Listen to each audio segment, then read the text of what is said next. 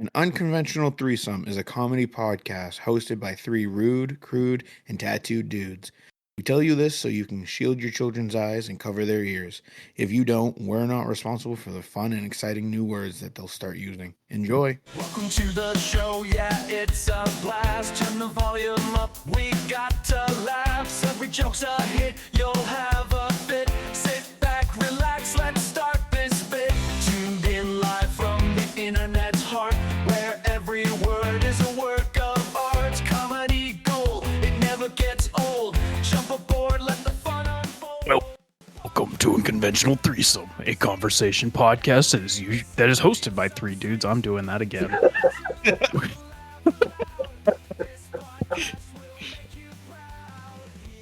Welcome to an Unconventional Threesome.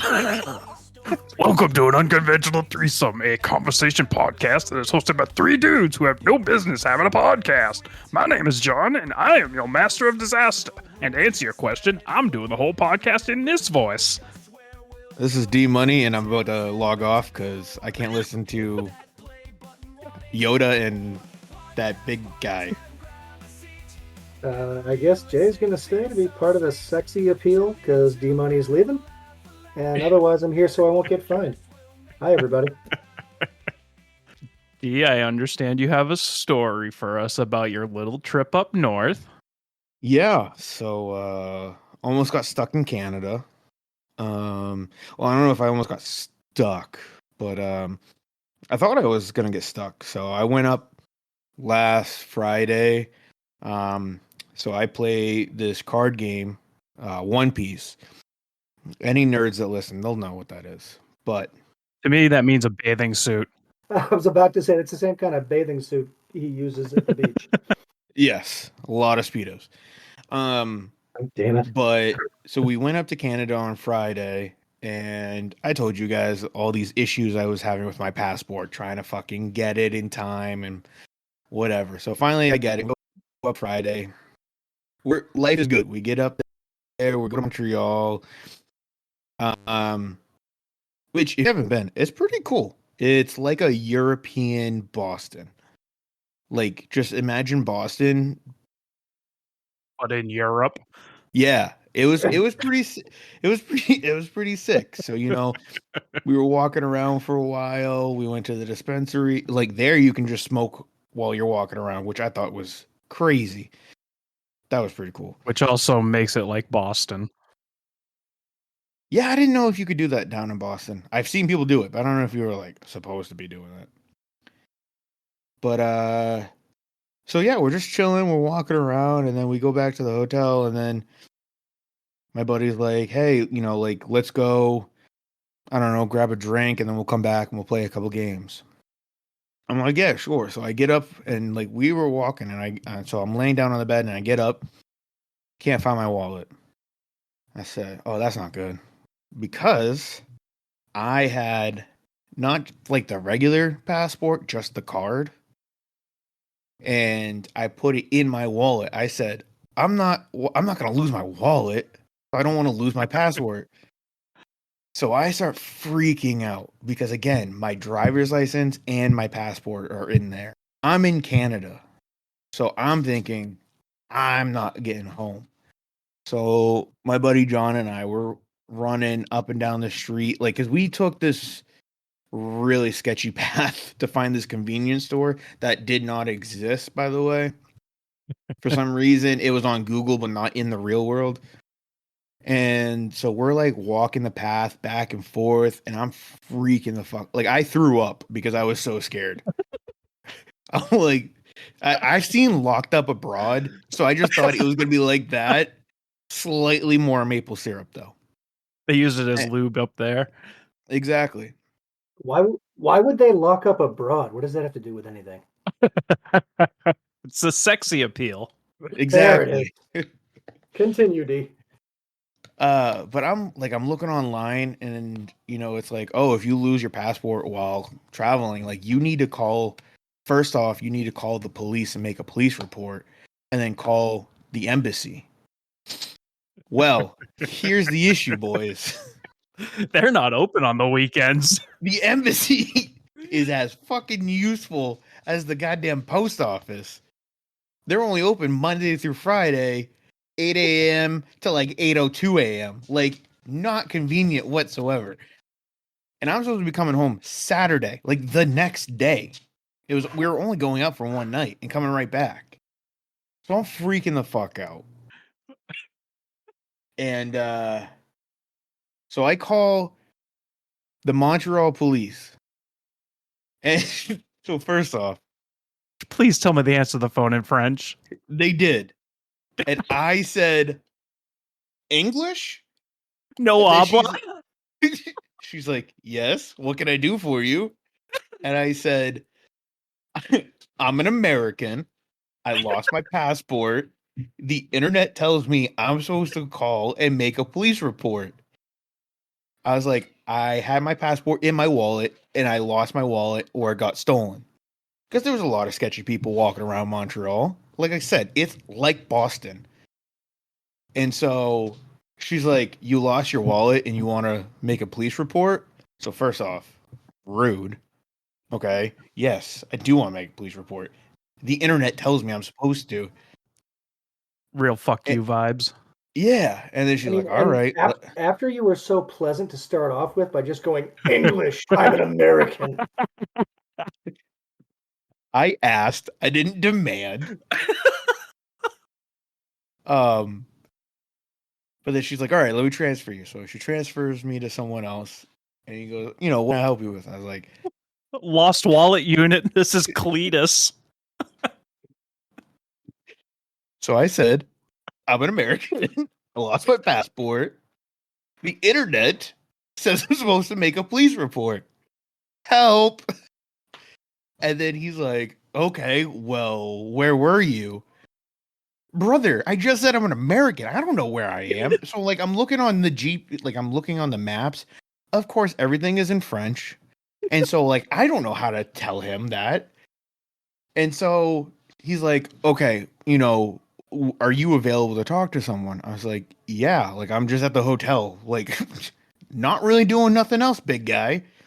And he's like, okay, I'm going to send someone over to you.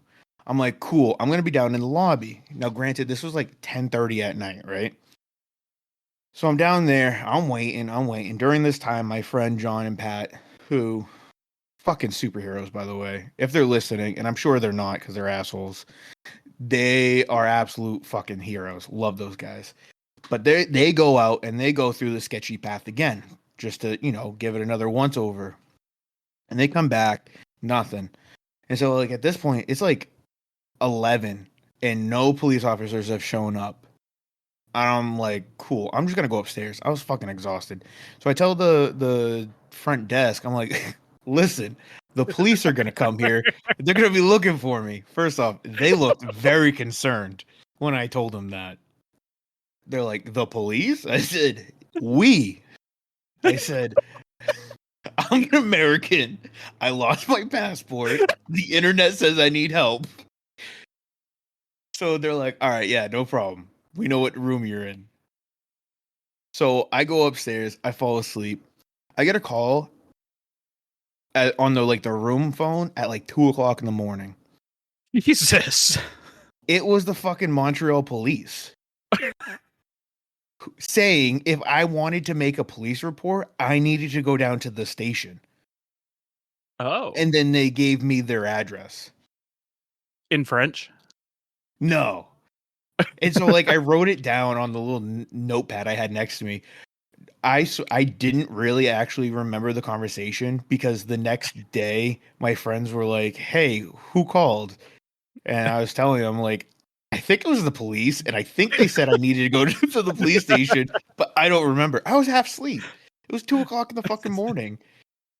And then my friend Pat was like, yeah, because the address that you wrote down is the police department. So that makes sense. So I didn't go to the police station because the next day we had the card event. And I wasn't going to, hold my friends hostage from doing what we went up there to. So I'm like, fuck it. I'll cry. I'll give some border patrol a handy. I'll use my mouth if need be. I'm going to beg to get into this country. And then, I was talking with my beautiful, beautiful, amazing wife. And we came up with the idea that she would meet me at the border with my birth certificate, social security card, our marriage license, like just a bunch of paperwork saying I'm American citizen, which again, she is an absolute saint and angel and also my hero for that. But also at the same time, she didn't have any level of photo ID for you. No. And well, she sent me a picture of my license that I sent to her a while ago. Which comes to find out they don't fucking care about at the border, by the way. And so, we kind of planned it so by the time we got to the border, she would get there too with all the paperwork. We got there like 20 minutes before she did, and we were explaining to the guy, and at first I'm like, I have a picture of my driver's license. He's like, no, we don't do that here. This is the actual government. And so like I explained it to him. He looked up my name and my date of birth, and he's like, all right, you're good to go. So I didn't have to use my mouth in that way. And I did get back into the country, and then here's the fucking craziest part. So it's a 3-hour drive from where I live over to the border. My wife and I are coming home. No lie, we are pulling into the driveway, and someone with a Montreal phone number calls her, and it shows up on her caller ID. And she answers it, and she goes, hello? And they go, hi, is this blank? And she goes, yeah. And then they go, are you related to D Money? They actually use my government name. And then she goes, yeah, it's my husband. And he goes, well, I found his wallet. Shut the fuck up. Yup. So this was Joseph. Okay, so Joseph and his roommate Aiden, which again, Joseph and Aiden, if you guys are listening to this, which I'm sure you are, you guys are also saints. So they're like, yeah, we found the wallet, the password's in there. We will, what do you want us to do with it? And I'm like, well, can you mail it to me? I will Venmo you whatever it costs to just like, can you just send it to me? Well, first off, they asked if I could drive to like Syracuse, New York. And I was like, no, I'm not doing that. The answer should have been yes. I'm turning the fuck around right now to reclaim my identity. Well, no, because I would have to wait till like May 5th. Because they were driving down to New York then. And so I was like, can you just mail it to me? I was like, I will pay you. So you don't have to, like, nothing's coming out of your pocket. And then Monday, Aiden, he goes to the post office. And because I had cash in my wallet, which also, this is how you know these people are saints. Because I still had the cash in my wallet. Wow. The post office couldn't send it because I had cash in it. And so Aiden went to the police department seeing if they could help. They just said they were going to take the wallet and destroy it. So he said, you probably don't want to do that. I said, no. No, I do not. So I was like, just use the cash that's in the wallet to pay for it. Write your name, your like address, and put it in a piece of paper and put that into the wallet. And I'm going to mail you like a reward. Like, I wanted to do something. Like, there was no reason for these people to be as nice as they were. How much cash did you have in the wallet? Like a whopping $15. Probably taking care of shipping. Yeah, it did. And Aiden was like, no, don't worry about it. Like, I just want to make sure it gets to you. I'm like, oh, I would have used my mouth to say thank you too. But yeah, so Aiden mailed it on Monday. He sent me a picture of the package. I don't know when I'm supposed to get it. So yeah, Ironically, it's going to my old apartment because they couldn't find my new address for some reason, even though I'm 2 streets over and it's the same zip code and everything. Yeah, so I had to text my old landlord and say, "Hey, I have something very important coming there. Can you please let me know?" It's methamphetamine. So, D, how did you lose your wallet? I do not know. Um, I don't know. I don't know. We thought I got pickpocketed because, like I said, there was a lot of people walking around. It was really busy, and my wallet was in my back pocket, and so So, what have we learned? I need a crossbody. I need a fanny pack Fanny or pack. something. Wallet chains. Yeah, wallet chains. No shit. 3 days before we went, I texted my buddy John. I said, "Dude, I think I want to get a crossbody so I don't lose my shit at the card at the tournament." And I fucking lose my wallet. Yeah, so hopefully I will be getting my wallet here soon in a couple days. But I just thought that was fucking crazy. I have issues getting my passport to get into Canada. I fucking lose my passport and my ID. Almost can't get out of Canada. And then I have French saints who find it and are going to mail it to me. So And your former landlord is going to steal your fucking identity and never give you that package. I hope not. That would be a real bummer. I hope not too, but can you imagine out of this entire story, the thing literally gets 600 linear feet from you and then you get fucked? Yeah, you know what? I know where they live though, so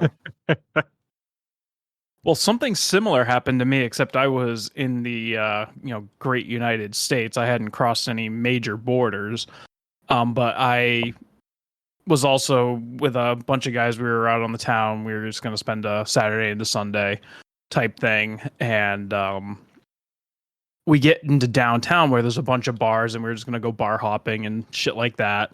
It's around Christmas time. They had just done their Christmas lighting ceremony, tree lighting ceremony in downtown. And so it was a bit crowded, but it was a gorgeous night. It was like, mid 40s, crazy for December. And we take an Uber from the hotel to downtown, and I get out of the Uber, they pull away, and I go to grab my wallet, and it's not there. I'm like, fuck, did I lose it in the Uber? Did I lose it in the street getting out of the Uber? We walked up and down the street for a while. I'm like, you know what? It is what it is at this point. Someone's gonna have to cover my ass for the night. I'll, hotel room's taken care of. I'll take care of that because I don't need my wallet for that. And you guys just pay for my night, basically, which is pretty much how we handled it. But come to find out, I left it in the hotel room. Thank God it was still there. But unfortunately, all of our room keys were in my wallet because I felt the need to have 2 of them and not disperse them. And so we had to wake up the owner of the hotel to get our asses back into the room, unfortunately. And now I'm paranoid about losing my wallet. Jay, you going to get a crossbody? oh my god, I would pay to see Jay wear a crossbody. I do have one of those internal concealment fanny pack doohickeys for when you're traveling abroad, for example. Yeah. Maybe I'll just use that. And I was so cautious. I was like every 5 Apparently minutes. not. Well, yeah. Apparently, I wasn't cautious enough. But I was fucking doing the 1, 2, 3 taps. Making sure, boom, phone in my pocket, zins and my pre-rolls in one pocket, and then my wallet in my other. I was constantly just checking because I don't trust nobody. And then I still fucking lose my shit. I feel like you're not allowed to be around people or public or out of your own little bubble at this point. My wife lets me leave the country one time, and I almost can't get back in. Oh, shit. Well, I'm glad it appears to be ironing itself out. Yeah, because I also the embassy has an emergency phone line. I don't think they truly understand what the word emergency means. It's Canada. There's no such thing as emergencies up there. Did you try yelling, "I'm an American"? I didn't have to. This was this is the United States Embassy. And so I called, and of course, like I said, they were only open Monday through Friday, blah, blah, blah. So I called the emergency line, and then she's like, yeah, so, and she was just reading shit off the screen or whatever. She's like, all right, so you lost your passport, you're traveling, you're going to have to you have to make a police report, you're going to have to go to the embassy, you're going to have to apply for an emergency passport, blah, blah, blah. I'm like, I'm supposed to be leaving tomorrow. I don't have any money. I can't do that. And then she's like, oh. I'm like, what am I supposed to do? She's like, well, are you driving or flying? I'm like, driving. She's like, well, okay, so driving. It says, so it's like, I don't know, someone can try to explain the situation to the Border Patrol. And hope for the best. Yeah, at that point, I'm like, all right, I'm going to have to use my mouth. I'm like, all right, thanks for nothing. Yeah, so, because my thought was, I don't have my wallet, which means I don't have my ID, I don't have my passport, I don't have my cards, so I can't pay for shit. I already had to mooch off my friends for a little bit, which kills me on the inside. And then, like, I don't have a car, so how am I supposed to travel throughout Canada without money, without a car? And I would have to, like, beg my friends that, hey, you want to stay in Canada with me? And so, like, I was thinking I was going to stay in Canada for, like, another week or something. Well, after you gave us the brief synopsis to this story in the group chat, I immediately went and downloaded only one of my credit cards onto my phone into, like, my Google Wallet, just so I can have it just in case some shit goes down. Yep. And I have mine on there, but I locked my phone because I didn't know if anyone was going to be using that. Right. But you know what's the fucking funniest shit is, so the three of us, we were texting, and I said I was in Canada, and Jay even said, hold on, I'm looking at it. Hold on. Oh, I said, Jay, I'm in Canada right now. It's really nice. Think I might want to move here. He said, D buddy, you're on the wrong side of Canada, but I'm glad your passport works. And then you said he still has to get back. And then Jay said, rescue mission. I texted, I said, I'm good, not so bad here. But that text never went through. And then I fucking lost my shit. And that's why when you guys were texting, I wasn't responding because I didn't know if I was going to be able to get back into the country. And I was paranoid. Too busy throwing up. Yeah. But the fact that Jay said rescue mission and I might have needed to be rescued. By the way, I have contacted ICE and they're on their way to your apartment, but they can't find it, so they're going to your old apartment. All I gotta Thank say God. is our border security is shit if he got back in. I said pretty please. He said, that's good enough for me. Bro, I have my tweet ready for Trump and everything. Mr. President, they won't let me back in. Please come help me. Me llamo de Monet or de Dinero. Please let me in. I'm glad it worked out, man. Well, if you guys haven't gathered, this is a podcast where three dudes just sit around and talk with each other about nothing in particular. I'm kind of glad we let off with that story, though, because that was brilliant. I loved every second of it. And it has to be experienced. D has to be experienced. So for those of us who know him, we can just picture him just dawdling around. Well, John, I'm trying to find a word that you won't have to edit out later because it's, not Too PC vulgar. anymore. Yeah, just I think Good dawdle God. works. that's not as funny as the shit I would have said, but yeah, we'll use it. Yeah, just the image is. I'm still laughing because I can just I can see you on the phone. Hi, I'm an American. That's how you started. And when you're talking to the desk at the hotel, so the police are coming for me. Not even starting with, hey, I lost my wallet. I called the police. They're supposed to be coming. Just the police are looking for me. Okay. Well, at that point, I had already told like 3 different fucking people at the front desk, "Hey, I lost my wallet. Can you please keep an eye out if anyone returns it?" Like, I already told a bunch of people. But had you told that person though? No, I See just that went straight with the cops are coming. Well, did you lead off with "I'm an American"? No, they probably knew. just by looking at your dumbass, they knew. I was wearing my jersey that is the Batman symbol mixed with the Patriots logo, so I think they knew what was going on. Why the fuck did we let you back into this country? Interesting choice for Canada. Ugh. Good Lord. Alrighty. You guys want to talk about bathroom stalls right quick? Yeah, we can get some bathroom stalls in. Sure. It was originally planned to talk about this last week, but pre-show we decided to save this for when D had returned from his ventures up north.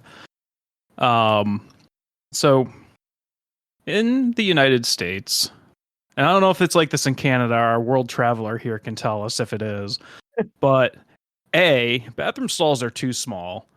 2, why the fuck don't the doors go all the way to the floor? 3, why in God's name do we still have the little cracks on them? And 4, why is it so difficult when you lock it to have a little thing that flips over that says occupied instead of me pulling on the fucking door to see if it's fucking locked and it just... What the fuck? Almost all of those are exclusively American. The stall doors go higher and lower almost everywhere else. In in my home country of Canada, they seemed very similar to here. Like I didn't notice anything different. Did you just drag the trash can over and shit in it, or did you actually use the stall? No, I did use the stall a couple times.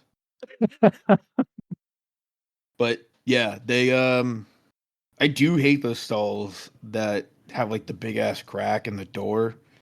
Yeah, it's the one eye contact if someone's walking by, like, hey, yeah, I'm dropping a deuce in here. You like that? Now you know what I look like. As you expected, I'm a big bearded dude, and that's why it smells like absolute shit in here. And I need myself some Papa's prostate patchouli. Great sponsor, by the way. So you'll laugh at this one. I do have a bathroom stall story. I can't believe I haven't told you guys this one yet. It happened probably 2 years ago. So I was doing what most normal people do, using the bathroom stall. And some father came in with his crotch gremlin. And apparently he doesn't know how to wrangle his crotch gremlin. So while he was using the urinal, his son was kind of spelunking into the stalls. So he kind of like literally poked his head under while I was in there. And you know me, I'm so good around the children. My response, If there was one person I would not want my kids to poke in on while taking a dump, it is Jay. Hi, mister. Hi, sir. yeah, just looked up and I said, "Can I fucking help you?" Kid was probably 3 or 4. Dad goes, "Hey, nice language." I said, "Hey, nice fucking kid." I said, "Can you have you?" It's like lesson number 1: don't look under the fucking stalls in the bathroom. If you don't like it, maybe you shouldn't watch me shit. It was an interesting exchange. I don't understand how like they could let their kid just walk around. Like I'm so paranoid. Like my kid's got to come into the stall with me, or he was in that big handicapped one. It's a party. I'm not letting my kids out of my sight. Well, a lot of parents out there, for whatever reason, believe their kids have the right to do whatever they want, including, um, you know, trying to get me on an offender fucking registry if the wrong person walked in. Your peepee's bigger than mine, sir. You know he'd be lying. But we're almost the same size. So, Ugh. yeah, anyways, locks on the bathroom doors, they should definitely be like a green-red situation. And the reason for this, I had training a few weeks ago with work, and the bathroom closest to the training room, there's one stall and one urinal. And there was a group of like 20, mostly dudes. And so every time around break time, I'd go in there and someone's at the urinal, and then I'd have to go on the fucking stall. And of course, every goddamn time someone was fucking in there, and I just pure anxiety attack. See, here's my thing. Like, first off, if the doors, I feel like for most stalls, if the doors shut, someone's in there because it's locked. I feel like most of the time, if they're empty, the door's slightly ajar. It depends on the quality of the stall, because you're starting to get the heavier duty particle board almost looking stalls versus the hollow aluminum ones that, you know, you could bend the door just by breathing on it too hard. So yeah, I agree. The aluminum ones are typically ajar, but a lot of these quote unquote nicer looking ones, they shut all the time. Yeah. See, that's why you gotta, instead of grabbing the handle and just shaking it like that Eric Andre meme, like let me in. You just put your hand on it, you press. If it doesn't go in, you just move on. You don't. Well, and you can rarely tell if it's a push or pull. Can't you see the feet in the giant That is true. space there? That is true.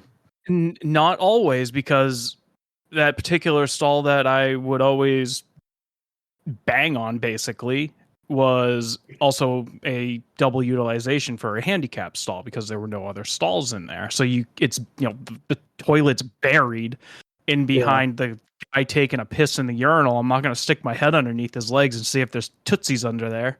Well, see, the other thing is you're tall enough. You could just peek over and be like, "Hey, you pooping?" We always talk about bathrooms and poopy.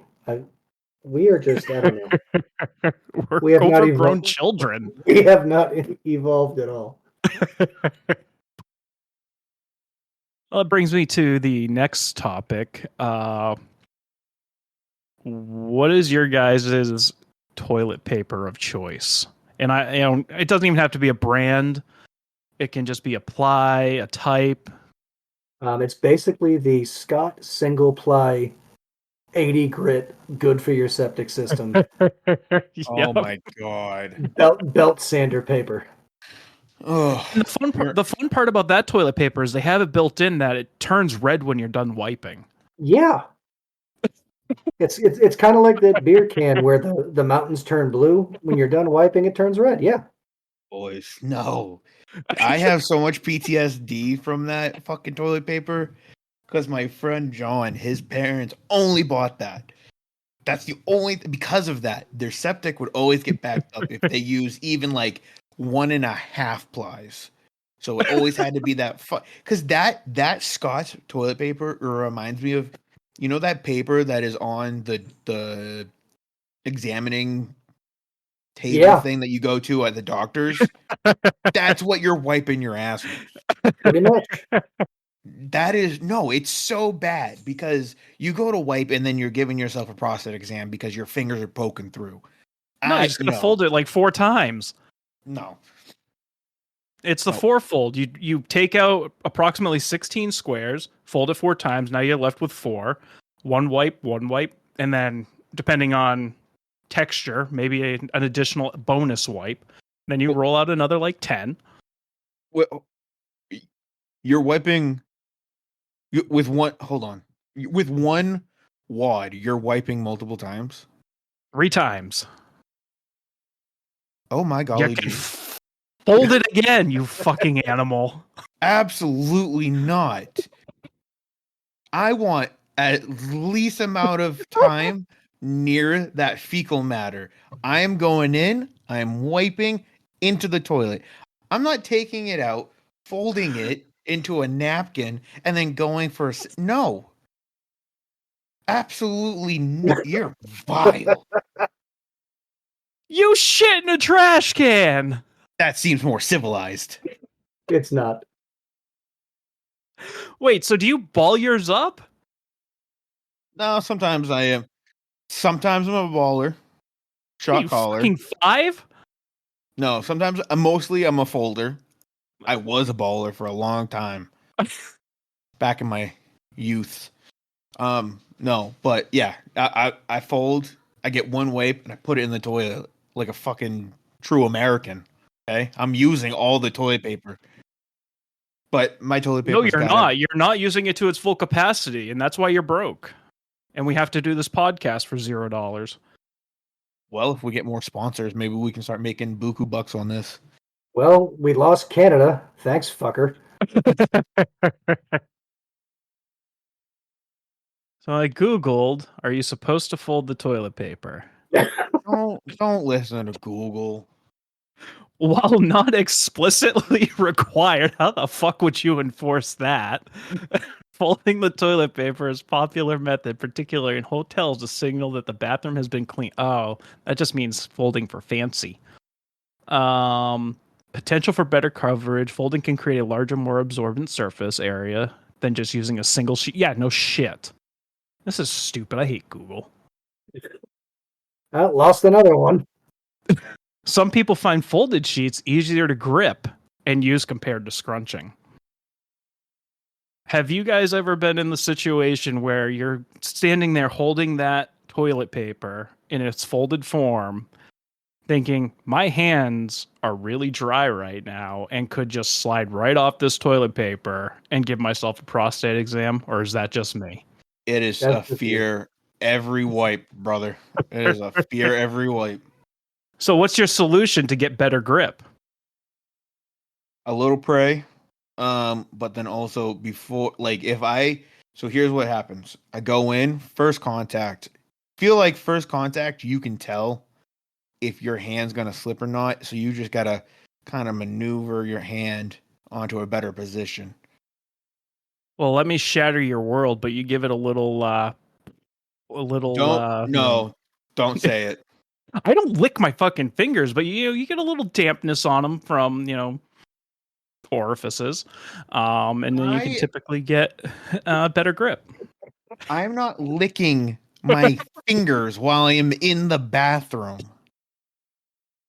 I said I don't lick my fingers, but you just give your a close proximity raspberry and sound like a crazy person in the stall. Oh, good lord. Can you imagine walking in on that shit? Someone just...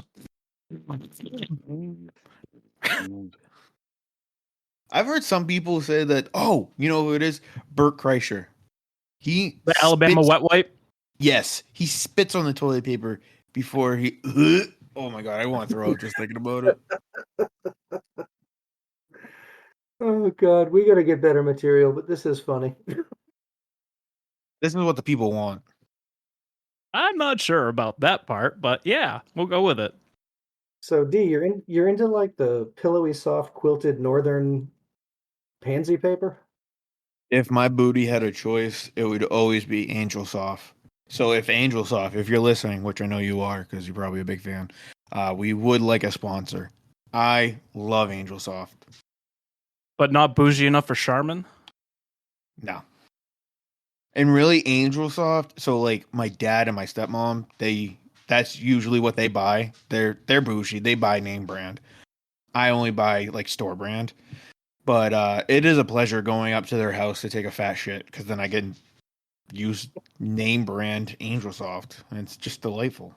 Do you ever just like swipe a roll or two, throw them in your cargo short pocket, put your anime frickin' jersey on over it, and say, "All right, Dad, later," and then like you can get a couple of weeks out of it at home?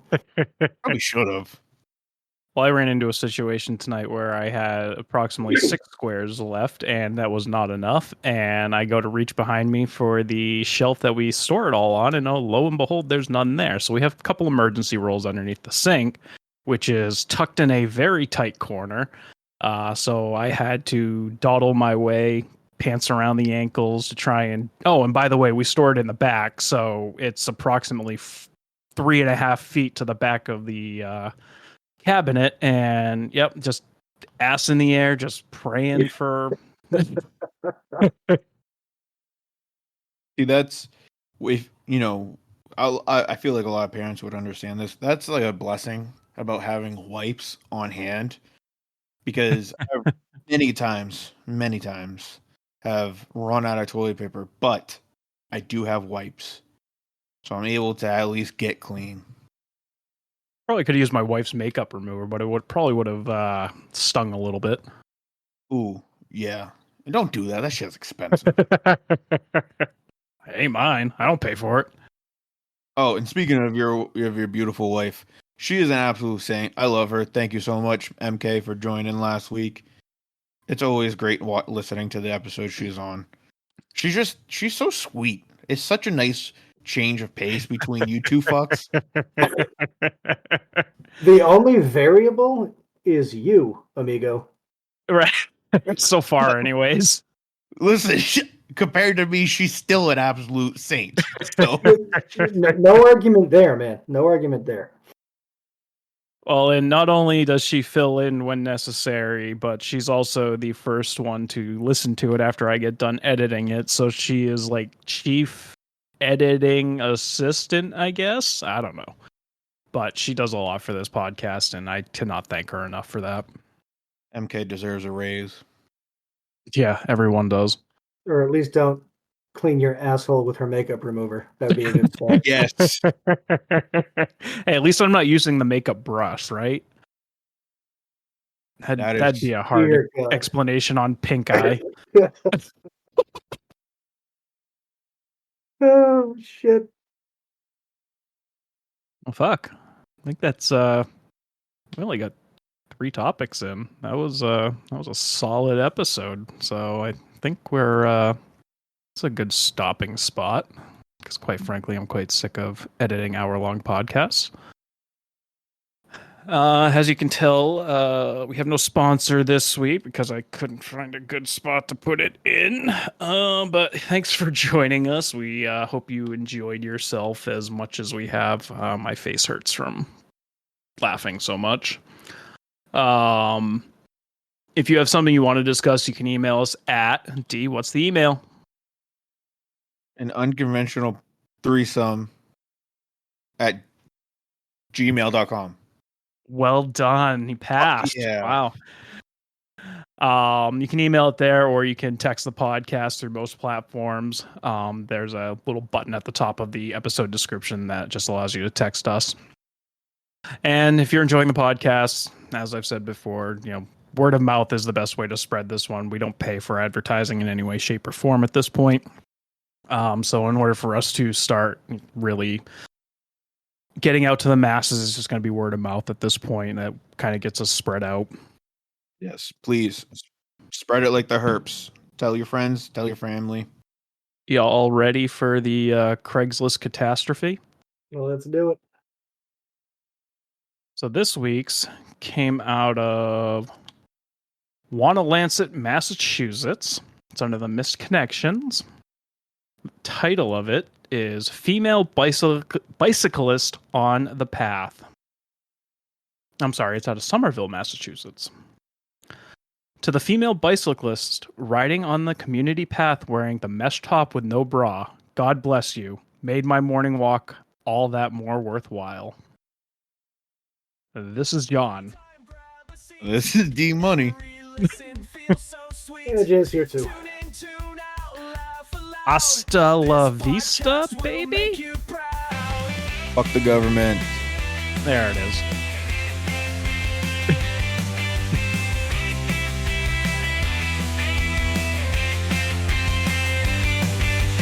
Podcast party time, grab a seat. Every listen feels so sweet.